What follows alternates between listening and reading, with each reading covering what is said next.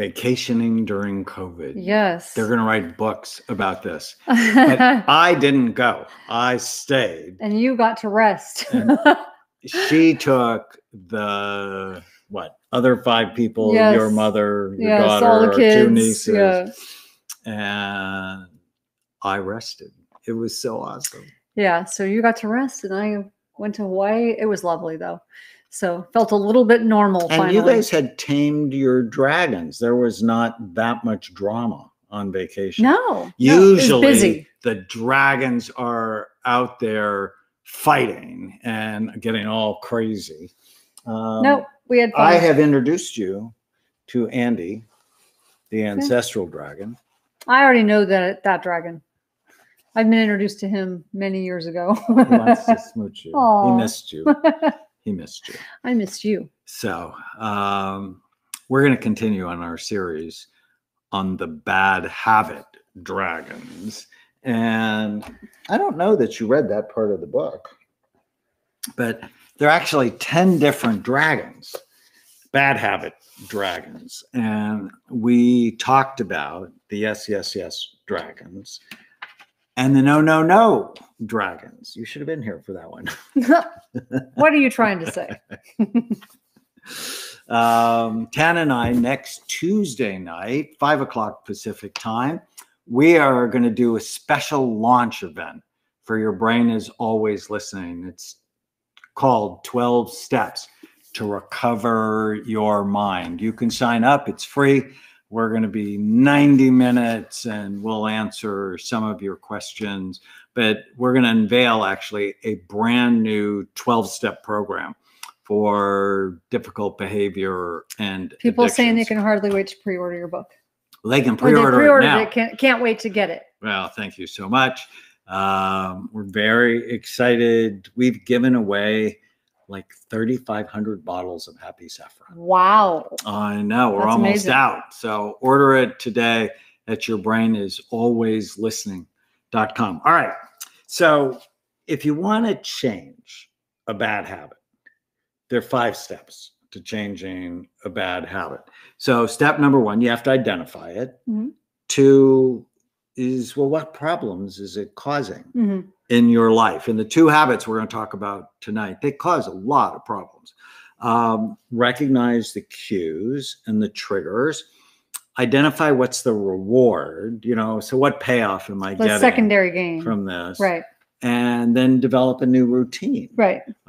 So when you say, what's the problems it causes? When I think of that, I think of like, I want to know what pain, I want to feel the pain, like, so I can leverage that. Right. Right. And so tonight we're going to talk about the interrupting bad habit dragons. Oh, so these are people. So like, see, you just interrupted me.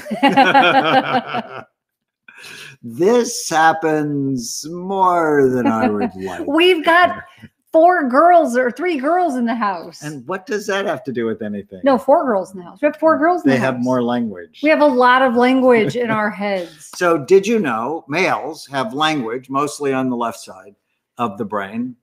Females, because of estrogen, have language on both sides of their brain. And if you don't think females have more to say than males, you weren't raised in a family with 5, count them, 1, 2, 3, 4, 5 sisters. Right. We don't even sometimes think of it like we're interrupting. We just think we're sharing. Okay. So what are the characteristics of the interrupting bad habit dragons? They interrupt. They talk over each other.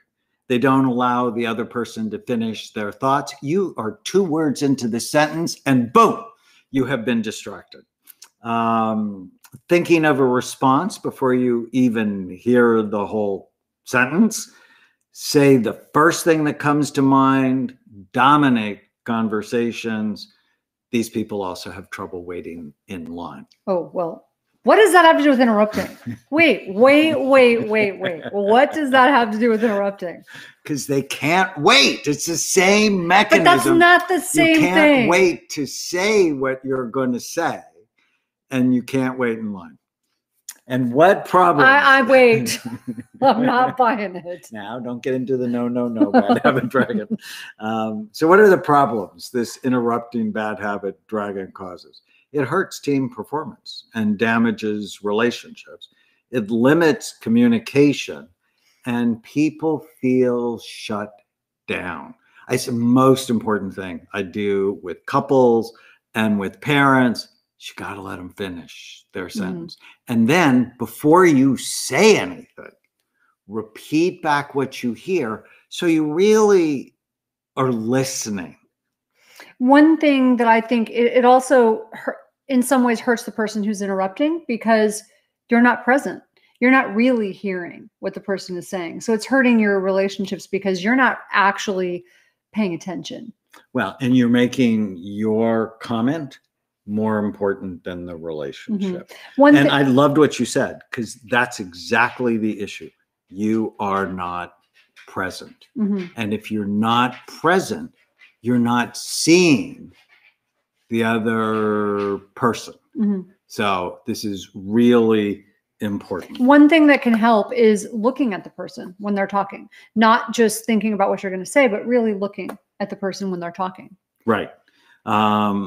So what triggers the interrupting bad habit dragon? Conversations. It's worse when you're tired, when you're angry, when you're intoxicated, or when you get overwhelmed by the partner's words. And this often happens between males and females. Some guys, it's like, it's just too many words. And so they interrupt. Caffeine. Caffeine does that to me. What reward do you get from interrupting? Well, you can vent, you can blow off steam, you get your point across. You have to be right, but it's damaging the relationship. And so if you have one of these interrupting bad habit dragons, realize the impact it's having on your relationships. Ask, then what? If I do this, then what's going to happen? And then practice a technique I love, I read about in the new book, called active listening. When someone says something, repeat it back, listen for the feelings behind the word. And if you think you're going to forget your thought, write it down in the notes section on your phone. Basically empathy training. I like that. It's so important. All right, quickly. One more bad habit dragon. This is the disorganized bad habit dragon. Characteristics, they're disorganized for time, which means they're late and everything's at the last minute. And their space, it's messy. Their room, their desk, their book bag, their paperwork, their files. And the problem this causes is they lose things and they end up with late fees, and it irritates others and it increases stress for them and for others. And the triggers, being in a hurry, deadline, space, and these often go together, the interrupting bad habit dragon with the disorganized dragon. Their reward is they think it saves them time. Actually, it's not saving them time, it's just causing a mess. And so and I did this for my son who had this dragon. I hired a professional organizer who came in, organized his space, but then came back once a month for like 4 months, and it just figured it out how to be better organized. Schedule similar tasks together, limit time thieves, mostly your phone, to-do lists. I operate on a to-do list so I don't forget things. And other people will steal your time. Have you noticed that? So what I do, I listen, and I figure that because, it'd be the end of my workday, and I have 30 messages from patients, and I'm like, and some of them is just a quick question, and I would deal with it, and others were talkers. And so now all my patients are going to know this. I start conversations with, I only have a minute. Right. And that way it forces people to get to the point. Now, right. I don't start all the conversation. I don't start it with Tana, for example, or my mom or one of my friends. But if you're with someone who's stealing your time and you want to get back to them, start with, I only have a minute. They're more organizational tips. And why I put it in the book is it's so stressful. So, and if you're to not live in a disorganized life. If you're not naturally an organized person, I'm not naturally an organized person. So, which is funny because I'm super weird about, like, my car has to be clean. I like to be put together. Like so there's things that I need to have done a certain way, but my space, like you always say, like, I've never met a cabinet door that you ever wanted to close. I'm not naturally organized. So what I did is I created but I'm not late. Like, I'm not late. You're not. So I'm like, I need to have things done a certain way. And I think that's why sometimes I will sacrifice some things in order to not be late or to be put together. So what I did is I created this rule for myself. I have a 5-minute rule. So it's a little weird, but it's a 5-minute rule. I need to know that things are not beyond me being able to get everything put back together within 5 minutes. So it's like, as long as I can get everything put away and cleaned up and put back together within 5 minutes. And then it's like, I can get, if it gets beyond 5 minutes, I can't, then I get stressed out. So yeah, that's how I control it. And I realized I'd way more have you here than have to throw away a wrapper you haven't even seen.